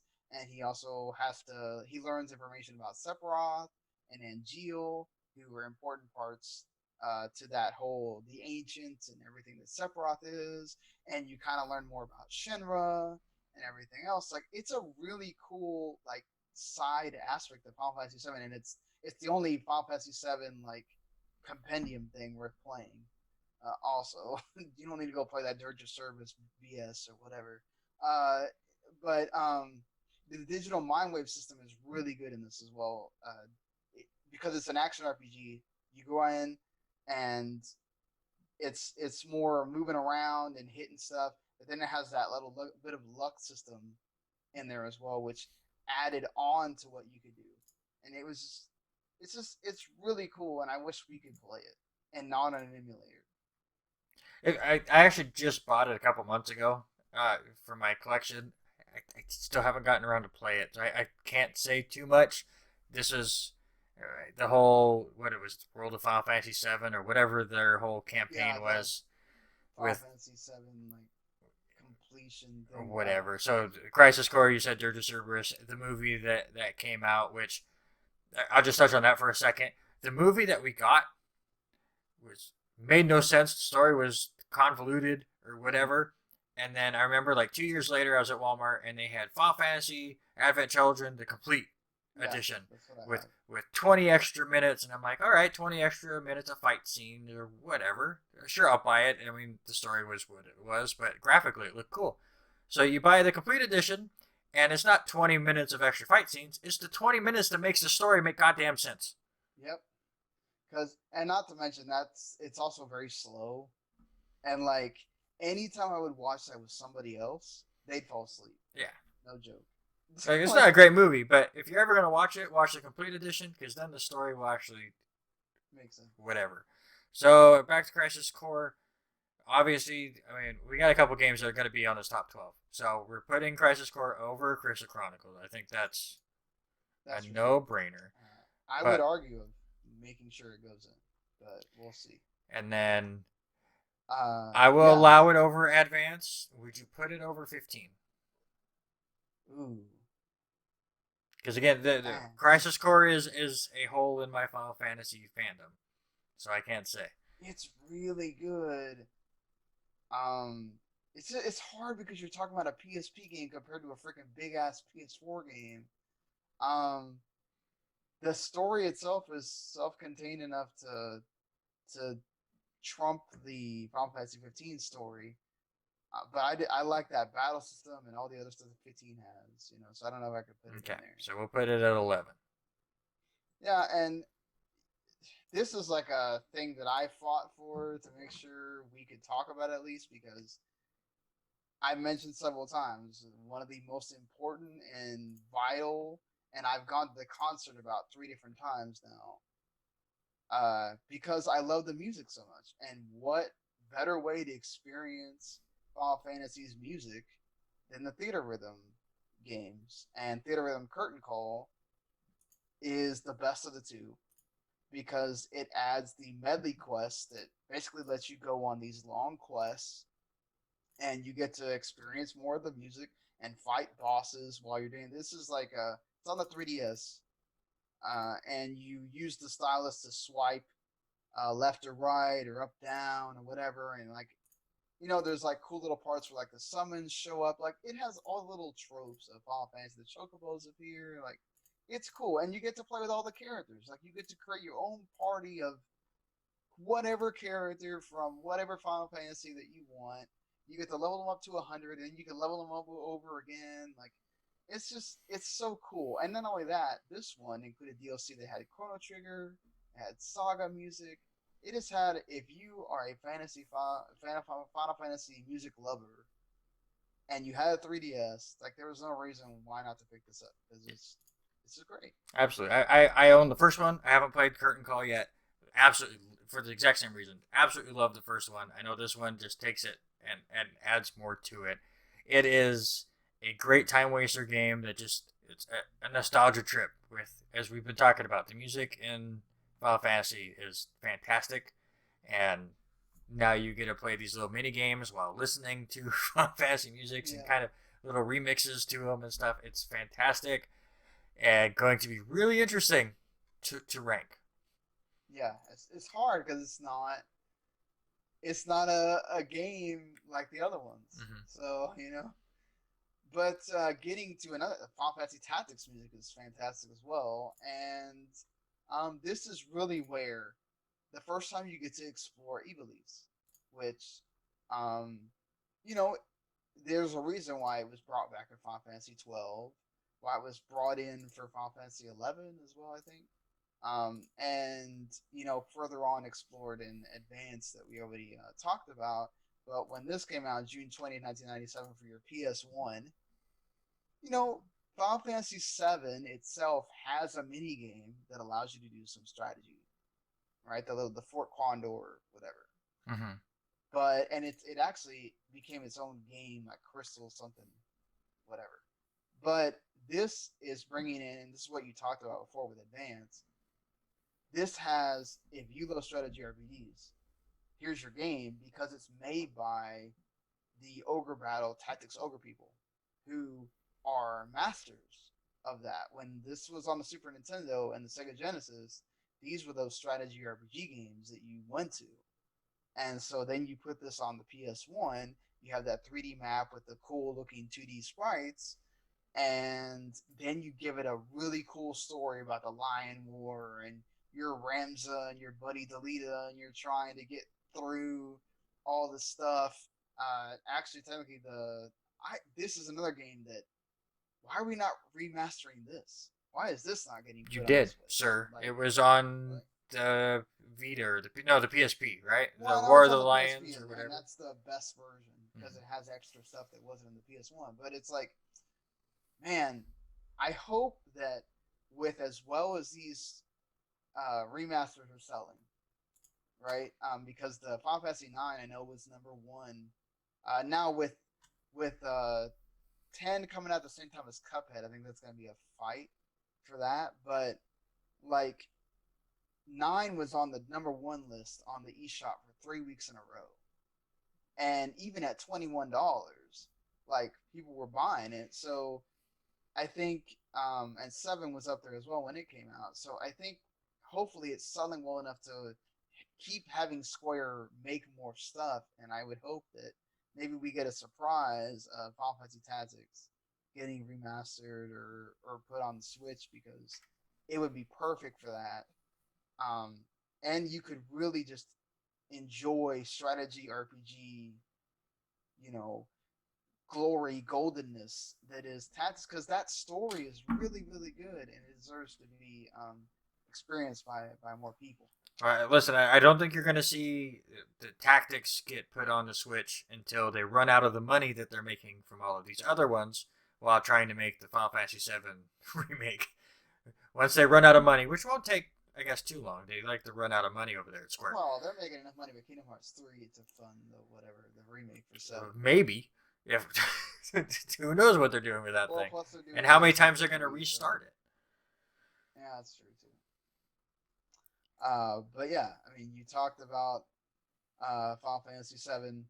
That's the last game that we're talking about for this, and what a game to end it on, because like Randy said, that was his first one. It's a lot of people's first one. It was the game that made RPGs cool. It was like everybody had to Yep. buy this game for the PS1, right? So in January 31st, 1997, it was a day to remember. It was a day you circle on your calendar because you wanted to go out and buy this game. And, like, who doesn't want to? This is also when Tetsuya Nomura first got to be up there in character design. So, spiky haired Cloud with his all his anime and his big old sword, and Tifa, and her big boobs getting to be on display later God. for everybody to cosplay later, and Barrett with his, even though it's racist, him and his gun on. Like, let's be honest, Japanese people don't see a lot of African American people, so it's like you had the all the characters are interesting except for Kaseth. You can just throw him out in the garbage, He's not even but a real like character. he's not, but he's stupid. So like, but everybody else is cool. And 7 had like a zillion mini games. Mm-hmm. Uh, the limit Snowboarding. You breaks could were awesome. snowboard in 7. There's snowboarding. There's freaking CPR. There's squatting. I'm pretty sure that Square at the time went, okay, now we have 3 discs. We're not going to Nintendo 64, which would have been impossible to make anything like this. Now we have all this room. Well, Everyone come up with a mini game, and we're exactly. going to vote, and we're going to put them all in. It won't. The Yeah. vote's not going to matter. Every mini Let's do game you that can Golden think about. Chocobo. Let's do all Chocobo Racing. I mean, Mm-hmm. Chocobo Racing, which would then become a staple of further Final Fantasies. Like 10, there's a big deal with that Yep. Chocobo Racing thing. Um, but let's talk about other stuff that's not just that. The story in 7, it gets super freaking convoluted. This is where Nomura first got to show you how inside his own head he can get, and further how more inside Cloud's head Mm-hmm. he can get as the story goes along how much backstory there is to this. His relationship with Sephiroth, the soldier thing, his mind being messed up. Um, he doesn't know who he really is. Mm-hmm. That goes on with Aerith as well. I mean, who Aerith is, the scene obviously that we all know what happens to Aerith. That is one of those landmark scenes as well. When you think about Final Fantasy, when they play a highlight reel of Final Fantasy, that's also one of those things that happens along with the opening scene, right, with Mm-hmm. the train Yeah. and all that. And The the mission, fact that the train just goes right. I mean, there's a little bit of a whoosh, but it yeah. goes right into gameplay at that point, which is Mm-hmm. was unheard of at the time. Yes, the Aerith scene was is the most iconic. Obviously, not the first death The in Sephiroth Final scene with the Fantasy. fire. Oh, all of it is so good. Yeah. It had those big moments. I talked about Final Fantasy VIII and why I loved it so much is it was the big moments. There's so many just over the top moments. Final Fantasy VII obviously had those big moments on Mm-hmm. top of the mini games, on top of the story, which I'm not going to say makes any sense or should make any sense. It's a very convoluted, but just to me, the fact for Final Fantasy VII, and I'm going to steal this from listening to Retronauts, which if you've not listened to them, they're I listened to fantastic. that one too, both parts. That's really, Yeah, really good. You went they're, in depth they go with Final Fantasy way in 7. depth. They're Yeah. so we're trying to go through 15 games and we're an hour and a half in. They are two podcasts diving just into Final Fantasy 7. It's fantastic. So I'm stealing this line from I forget who said it, but from Retronauts. But the fact that just Midgar in Yeah. Final Fantasy 7 was good enough to be its own game and is not even half of the first disc just shows you how much they put into those 3 discs of Final Fantasy VII and how much content is in here. Now, is it the greatest Final Fantasy VII game? No, because unlike I think 6, there are flaws. Mainly, like the story is a little over the top. It does get weird that there's 19 different versions of every sprite. Some of the mini games are a little hokey, uh, but to me, like this was the game and maybe it was just circumstance that the PlayStation took off and like it was that RPG that looked cool and it got me into RPGs and I'm far from the only one. But it really made RPGs cool for a while. They've kind of fallen back off again, and at least the Japanese style of RPGs have kind of fallen off. But this was the golden age for the Japanese RPG, and you can thank Final Fantasy VII for it. And that's why I'm going to fight when we get down to the final rankings to put it higher than maybe it should. But to me, it was simplistic on top of complex. Like the Yeah, materia the materia system system. is was so fantastic. It's so Yeah. simple in concept, but again, like I was talking about with Final Fantasy IX and the abilities, you can break that system once you learn it. So there's a Mm-hmm. complexity to it on top of the simple. So simpletons like me can understand materia and put things in there and be able to beat the game and enjoy the game. And then people that really get into that kind of stuff can just spend hours and hours getting into that. Speaking of that person, I should have brought it up when we were talking about Final Fantasy VIII. It's a great story, but I have an old friend who, obviously, when we're younger, we have all the time in the world, right? Right. No joke. Playing Final Fantasy VIII, got Squall to level 99 before he left the first island. It's the God. craziest thing I've ever seen. I missed to talk about that story. I even typed it out, so I was making sure I'd talk about it, and I forgot. But anyways, Final Fantasy VII to me it's a fantastic game Yeah. that people now it's cool to hate on it. Oh, the translation is garbage. Well, a lot of translation was Let's be garbage. fair. Like I think talking about translation It, is difficult because it's like if you don't know Japanese, how could you? How is it really fair? Yes, there's typos. There's things that yes, obviously look wrong, but I think that's one of the most petty things to go after if you're gonna knock a game. I mean, to me, because that to me, it's cool. It's cool to hate on Final Fantasy VII now because it was the one that brought in the casuals. So the hardcore fans go, nope, That's not my Final Fantasy. That's why 6 is the best or 9 is the best. Those are my Final Fantasies. Yeah. To me, Final Fantasy 7 is the everyman's Final Fantasy, and I guess I'm an I would everyman. argue that 10 is even more of my everyman's Final Fantasy than 7. But uh yeah, I mean 7 for what it does. I think for putting RPGs in that echelon, right, of Mm-hmm. making these characters now, when you think about Final Fantasy, a lot of those characters from 7 are the ones that first come to mind. You know, the Cloud, the Aerith, the Tifa, the Barret, all of them, um, are some of the first ones you think about. And that's because of the impact of that game, of Sephiroth especially. He is the Mm-hmm. villain. When you think about Final Fantasy itself, Sephiroth is that first villain that you.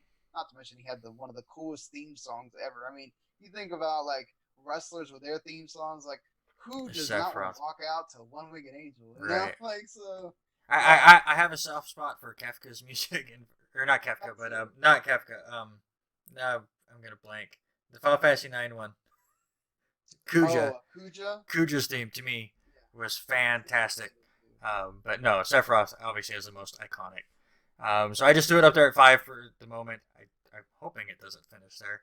But let's get down to brass tacks. I think we have our 12. I think we've been able to eliminate um, Crystal Chronicles and the theater game. I think, unless you want to put the theater game over Tactics Advance, but I I think really that's just such. I think don't that's just. think that there's a reason to have both of them, but I mean, we can put a niche game on there. That's fine. it's And definitely at 12. Yeah. okay, so I'll go ahead and do that. And I will say, we would would believe for a lot of lists, Final Fantasy 14 would make this list. Neither of us have played it, I so don't know. I feel like 14 should be there though. For what? Let's be fair about Final Fantasy 14. It started as a failed project. To be able to turn it around completely into Rome Reborn, it has a subscription service. It keeps having people subscribe to it. It keeps having content come out for it. It's a really well made game that anybody that plays it for a length of time enjoys it. I haven't heard people go, "Oh, I hate this." I've heard people go, "I fell off because it's just a lot to keep up with," or like any MMO, or I can't afford the subscription service right now, or whatever. I never really heard anybody go, "Oh, I just hated it." okay. All right, So so you win me over. We'll put 14 up there. yeah, so So okay, now we have our 12. We're locked in. We have our top 12. okay, Now it's to finalize the order. And let's start at the bottom. I think it'll okay, be the easier and it'll be the less argumentative. all right. Crisis Core, I think, should be at 12. Again, I haven't played online, but everything you But said, I think everyone did. Theater Rhythm should be at 12. It's just a different kind Well, of so game. which one do you take off of there? Well, We were gonna put theater at 12, and then you want Final Fantasy 14 on there. So then theater has to go. okay, fine then. I So know. wait, so you're removing what Tactics Advance and Crystal Yeah, Chronicles? Crystal Chronicles, Tactics Advance, and the theater game don't Okay, make the list. okay, And here are our 12. So to me, the bottom is between. I think our bottom half is. I think the top 6 is its own thing, and then from 7 to 12 it's its own thing. So from 4, 5, 8, 15, Crisis Core, and 14. I think we have to rank those 6. okay. For me, Tactics is the top. Now, the Tactics is going to be on the other group. On the other group. Okay, Yeah, okay. from Uh, 7 down. So 7 down. So we're talking about 4, 5, 14, Crisis Core, 15 and 8. 15A. Okay. Ah, I love 8. So if you I try know to you knock do. it out of the if you knock it out of the second tier here, I'm gonna throw. What do I have around me? Well, I'm for gonna throw a me, Goomba I That's what I'm like gonna do. 15 more than 8. So, I don't know. I just don't have that like thing with 8. The story to me is this.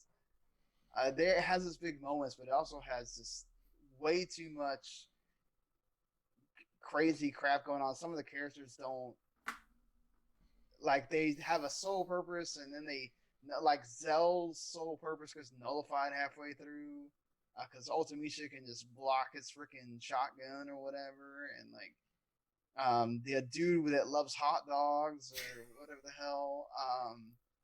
You know, Okay, I don't. so we'll decide between these two real quick, and then we'll start piecing the other two around. What is the bigger travesty? Laguna? 15's the Well, bigger travesty. I was say Laguna or the end of Final Fantasy 15. Oh jeez. And the Final Fantasy 15. Like, Okay, so there you go. So 8 is going to luckily be they did above fix 15. that. I don't care. But what we played was that terrible chapter 13. Yep. So I 8, haven't gone back to play it again. 8 above 15. I'm locking that in. Yes. We can move the rest around it. Out of these ones, though, Technically, I would put 5 above 15. oh, that's fine. But which one's the bottom? Do you put Crisis Core or Final? I would think Crisis Core or Final Fantasy 5. I think would be. I put Crisis Core at the bottom. Okay. Just because it's so different. At Final Fantasy 5 after that. Um, then 15, then 14, and then 8. Is there one we're missing? All right. So 5, 15, 14, 8, and then 4.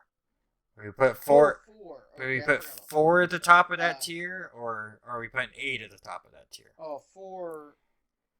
No, because I think 5's better than 4. So I don't know. You find me. No. I just think that there's way too much that like doesn't mean anything in 4, whereas 5 just has a much more cleaner story. You don't have the fake out with the villain and all that. Plus, you have the job system, which is makes that game better. I'm not a big fan of 5. I'll say this: if you want to put 5 ahead of 4, I've said this at the beginning. I'm not putting 5 ahead of 8. So if you want to move, Fine. Okay, I will concede that then. okay. So do you want to put 5 ahead of 4 still? Yes. Okay, so 8 will move to 7, and then 5 will go to 8, and we'll just move everybody down. Okay, so we got our bottom half. I'm okay with this now. Now the pain begins, and we'll try to do this in a timely, manageable fashion so we don't go over 2 hours. The top 6: Final Fantasy 6, Final Fantasy 10, Final Fantasy 9, Final Fantasy 12, Final Fantasy 7, and Final Fantasy Tactics. I think they are a cut above the rest, but now we have to put them in order. Now we gotta put them. And I will tell you right now, again, it is my bias, and I'm not a big fan of this genre. To me, Tactics is perfect where it is at number 6. Agree or disagree? I'm fine with it. Thank God. I'm a bigger fan of the genre, but I think let's let the RPGs battle it out with each other. Okay, guys, it was going to be a tough one to fight because these other 5 are ridiculous. When you're talking about those 5. All right. So, you know my love for Final Fantasy 7. Yeah. And I know your love for Final Fantasy 9. We both have a love for 10. 12 is that outlier. It's that one that kind of grows on people. Do we give it the benefit that of what it did? When I look at games, for me, and I know this is been a big debate that's been going on for a while since Sekiro came out. Of easy, hard. What matters to you more? Do you want a deeper game? Do you want a much more simpler game? I like things that are simple, and I would go. I think 12 is just it gets way too meta for its own good. the exploring is wonderful. Like the story is not that good. The main character is also not good. Yes, the characters around him are good, but you have Mm-hmm. better casts Yeah, the character. along with a main character ahead of 12 as I well. still think out of these five, it has the most complete world. But It does. I do It does. agree that between character, it's a little too much for some people, and And that's I why think I. also that's still that part of it not being turn based, and you're not. It's like in between the going open world and going turn based, and I think that like that middle part where you're like, oh, I'm still sending them out, but then they're just hitting each other. I'm not controlling any of the Mm-hmm. hitting or whatever.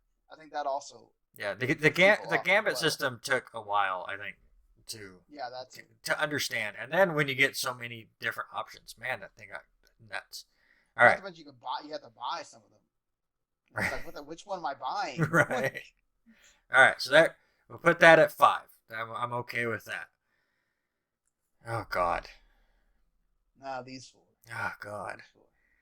I think we can safely say, even though I hate it's so generic to say, well, Fantasy Six is number one, but out of these four, For me, six is the best. When you it talk about has best yeah game, it six has is the best. it has the least flaws, if any flaws. It's simple, it's pure, it's golden. I think we It just leave has that at a one. terrific villain. Mm-hmm. The music's great. Yeah, It's it is the cream of the crop of its generation, and I think of Final Fantasy. So I have no problem leaving it there. But between 7, 9, and 10, not only are those the toughest ones to rank, they're the most divisive games because again, this was the golden age yeah. of this generation as far as the popularity, and they're such different games. Final Fantasy VII was this whole like rush, like just what am I thinking? Like post-apocalyptic kind of a feel for a while, and then it turns open world, and it's so much variety. 9 goes back to its roots. 10 is so bright and colorful, and linear. Yeah. They're so different. How do we rank these three? For me, I would have 9, 7, and 10. It's man, like those are. It's difficult because there's, like you said, there's pluses and minuses. I think here, the importance factor of 7 is also something you have to take into account. As much as you don't want to say Mm-hmm. that time and a place of when they release, but what 7 did for Square Enix, or for Square, they weren't Enix at that point, but for Square itself, it put them in a different sphere when you Mm-hmm. talk about third party publishers. 7 gave them the carte blanche to do everything else they did on the PlayStation after that. Yeah. And that's difficult to quantify when you're talking about 9 is a special game because after the debacle that was 8 for a lot of Stop it. people, Get out of here. let's be honest, it was. It sold well, but it was a debacle for itself, and they had to go back. And then 9 sets the stage for them to go back further with 10 and then also push forward with 10. So I don't know. There's not, my biggest sticking point with 9 is that it's really slow. And I enjoy those characters. I enjoy the story. The story is a bit simple. I think for a modern time, that whole like prince princess story. There's a little bit too much of Zidane having to save her, but you can also make that point of 10 as well. There's a lot of Titus has to do the same thing for Una, but that's more of a unified thing. There's also that sections of 9 where they separate into different parties, and you're kind of like, oh god, I don't even want to have this guy in my party, let alone have to deal with him. So 7 also has that too, where you have to deal with the stupid Kate Sith, and there's times where parts of that, you have the two extra characters, Yuffie and Vincent, which Mm-hmm. I always get Vincent, but I hardly ever use him because he's more of annoying to use.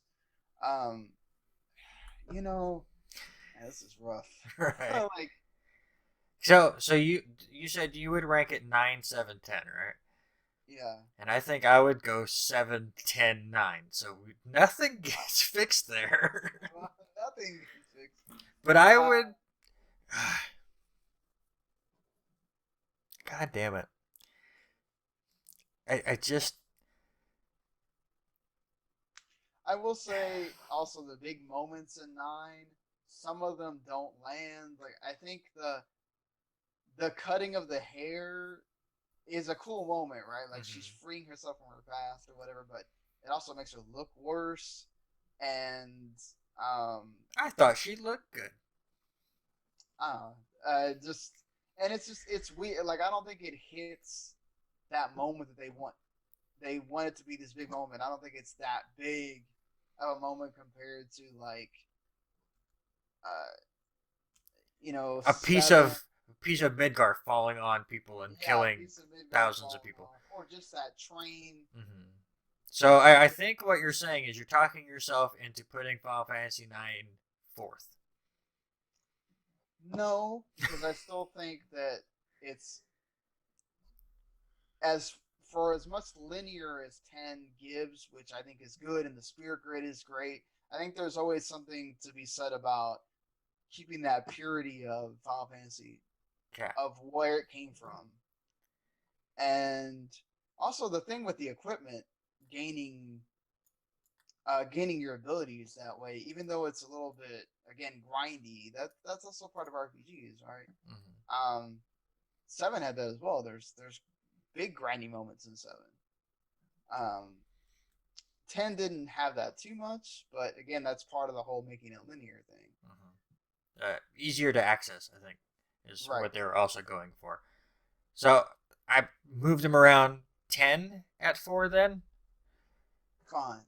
I think, I mean, You, it's yeah. tough. I love 10. 10 is so good. I love 10 too. It's But I think no, 9's a you better wait. game. Excuse me. Hold on, Sean Garmer. Did you just say that you love Final Fantasy X too? Ah, ha, ha, ha, ha. 10 2 is not a bad No, game. honestly, it I was. just hate the way they do the map in that game and whatever. I just hated how the only way you can 100% that game is you had to have the strategy guide. Like Yep, some of the side exactly. things you had to do, especially what was like the chapter 4, like all of it is so. Make sure you talk to this person 17 times and make. Oh no, and like you have to go to this one place, and all you might do is walk around this little circle and But it get like two counts, items and leave, and and it it's like counts. what? 7 or 9, sir. Which one is second? I still think, you know what? I'm gonna give the edge to seven because of thing like just historical things. Thank Just you. I didn't want to end a friendship on our first episode. oh, And that's how it no, I'm is. just kidding. It's That's listen, and I understand. I mean, a lot of people are gonna go, God, 7 is not that good. It has so many flaws and stuff. It's just so important. It's so good. Again, it is my first, so I am biased as all get out. I am not going to hide that fact at all. I absolutely love that game. Um, I haven't bought it on the Switch yet. Probably will soon because I haven't played it in a few years and I need to. But Sean, I think we went a lot longer than I was hoping, but I knew with Final Fantasy, you can't rush it. There's a lot to get to. There are a lot of games, but I think we've come up with our 12. yeah, we did. I think we did a pretty good job with the first one. And I'm okay with it. And of course, if you disagree, which I'm sure people will, and that is totally cool. Again, Final Fantasy has so many different genres in its Yeah, own little franchise. I totally understand you having a completely different list. Put your list below. If there's a game that we just didn't even talk about, if you're a huge fan of Crystal Defenders or something, let us know. I just mean, don't bring any of that Dissidia NT crap in here. We don't need that. oh, I was gonna say just don't be mean, and then Sean's over here being a bully. I was, So, I'm well, talking now if you about want to talk about mobile the game. PSP ones, that's fine. Oh, okay. But so yeah, let us know which ones you like, what changes you had, what changes you would like to do with our format as we are learning ourselves how we want to do this show. we will be doing this every 2 weeks. And our next one, because Days Gone just came out, will be the top 12 zombie games. Kind of broaden it out a little bit, not just focus on Final Fantasy and change it up. And of course, if you guys have any ideas as far as rankings, we'd love to hear about them. We try to make them topical. So if there's a game coming out that you go, I want to see y'all talk about that Mm-hmm. series or that genre or whatever, you know, hit us up. Yeah, and of course, we have our Twitter handles. Sean is at W2M Sean. I'm at Randy Isbell, the most generic thing I could come up with. And of course, Sean is a part of the W2M network, which is fantastic. It's a great website. They do a bunch of podcasts, they do all sorts of topics. And you guys have been changing some stuff up over there, haven't you? Yeah. Most we don't. We're doing mostly video game stuff at the moment. We do game reviews on the website as well, w2net.com, so you can go check that out. And just yeah, we're trying to just have more stuff. And if you're a podcaster, and you have your own podcast, you want to be on our network, let us know as well. You know, Cool. Sean, we did it. I don't know how we it, did it. This went well. it's a lot easier when you have one that you can be really passionate about. Oh God, some of these were I really thought they're gonna be more drag out fights. Good thing is we are recording this at it's now what 1:30 my time, 4:30 in the morning your time. So maybe we're just a little too tired to fight. Maybe I've got to work in like 3 hours, God, so we're you're stupid. definitely We are stupid. So we are going to end this. Thank you guys so much for watching. If you watched the entire 2 hours, God bless you. Um, thank you. I promise you that not all of them will be anywhere near this long. But again, we're very passionate about Final Fantasy, and what can you expect? Again, in 2 weeks' time, we will be back. Top 12 zombie games, and I can guarantee you there will be a lot of Resident Evil. But for Sean, I'm Randy. Thank you so much again. Everyone have a great rest of your day, and we will see you on the next video.